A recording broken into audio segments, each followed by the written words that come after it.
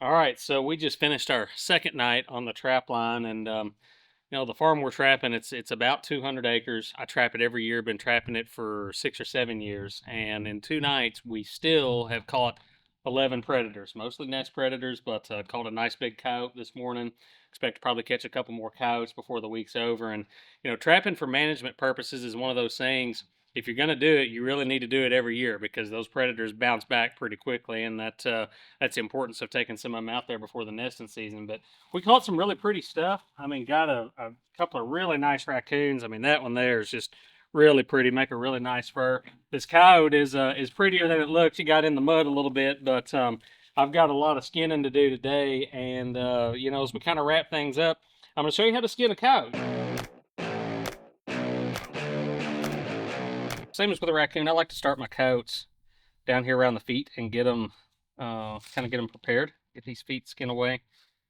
Most most coyote furs, when you go to sell them to a fur buyer or have them tanned, they don't have the feet on them.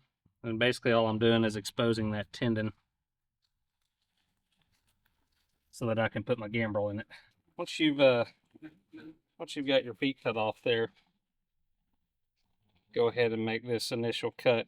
And it's just like skinning the raccoon, it's case skinning. And this is the way you skin most of your predators. Right along the inner thigh there. This guy's not got a great fur. Pretty rubbed out there.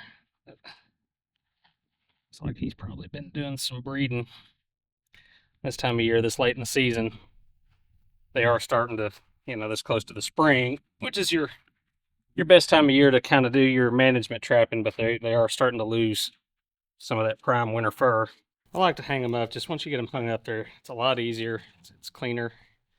Your fur stays in better shape. Just a little bit easier to work with all the way around. You can skin this stuff on the tailgate of your truck, but hanging it up is sure better if you've got the option.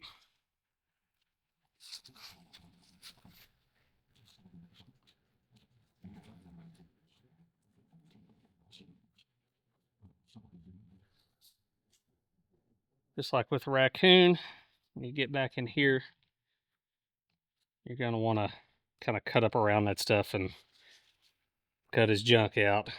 Get all that out of the way. Get his... Made those initial cuts, and it's just kind of a matter of continuing to work that hide off around the legs, trying to keep that meat away the best you can. The more meat that's stuck to it, the more you're going to have fleshing to do later. But idea is to get it all down kind of around the coyote's trunk, and then you can address the tail. And getting the tail off of them is a challenge. It's the biggest challenge, I think, of really skinning any predator.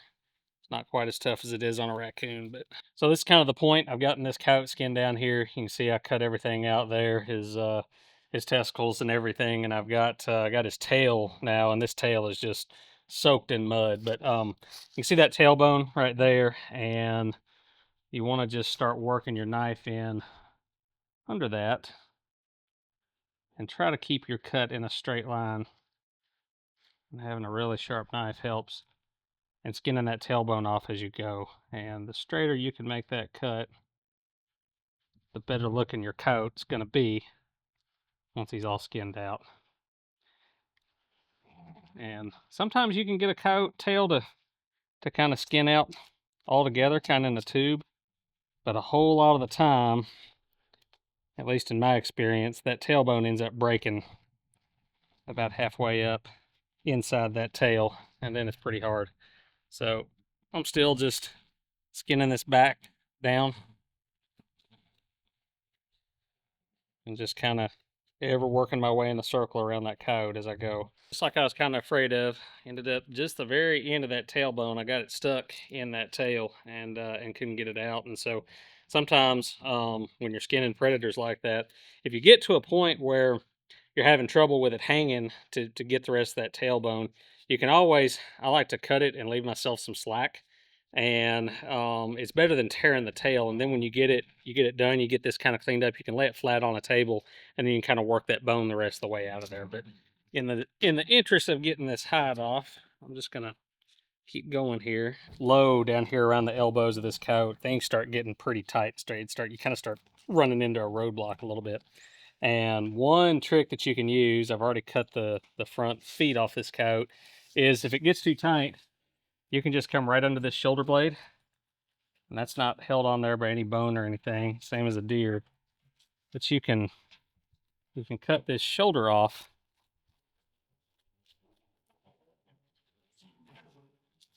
And you'll still need to skin that out, but it allows you to work with your hide. It loosens that hide up a little bit, so you can get to it. Down here to the front legs, same as the back legs. You don't have to have those feet on your hide for a coat, and so it just becomes a little bit easier to deal with if you go ahead and you can cut those at the joints,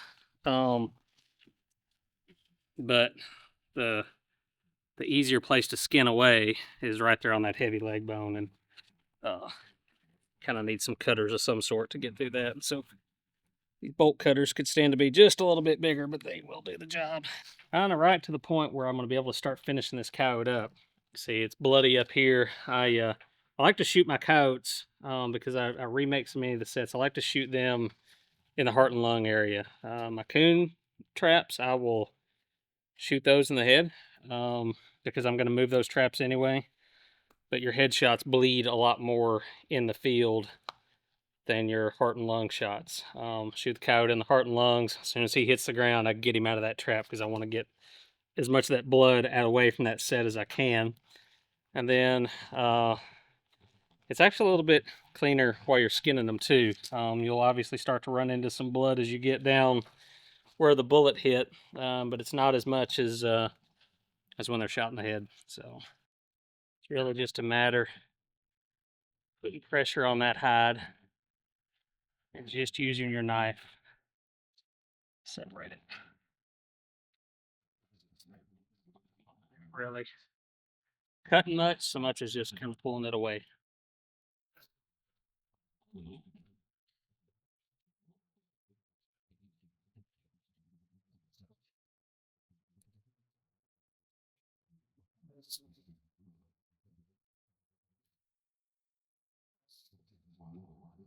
Now you start getting here and feel where the ears are.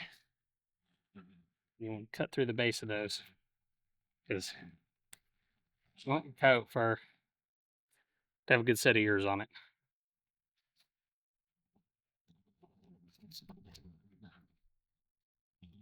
The other one.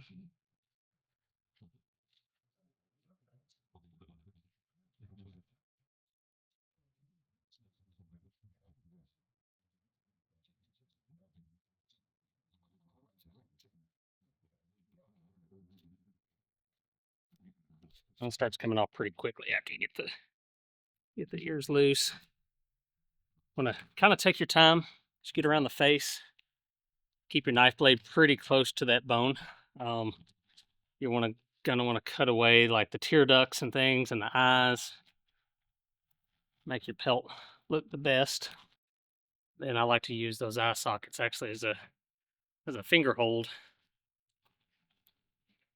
because that last little bit of skin is pretty tough. Stick your thumb in there and keep pulling it right on down.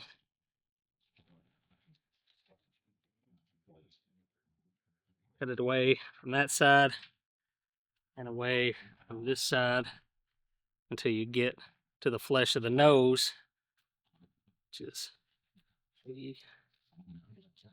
about right there. You want to cut through that nose.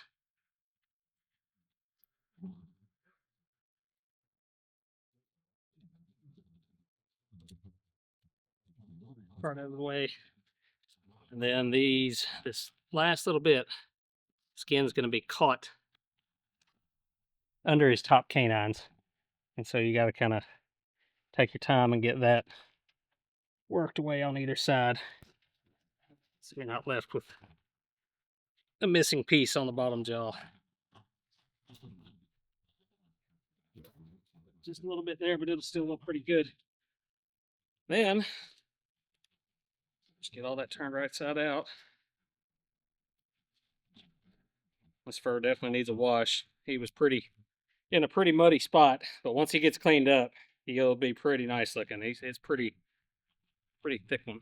But that's how your finished fur will look when you cut around the inside of him. That first step, when you're getting his testicles and everything out of the way, there's going to be kind of this little horseshoe shape there on the finished fur, and that's what it should look like. And that'll dry out, and that'll make a pretty nice fur for somebody. So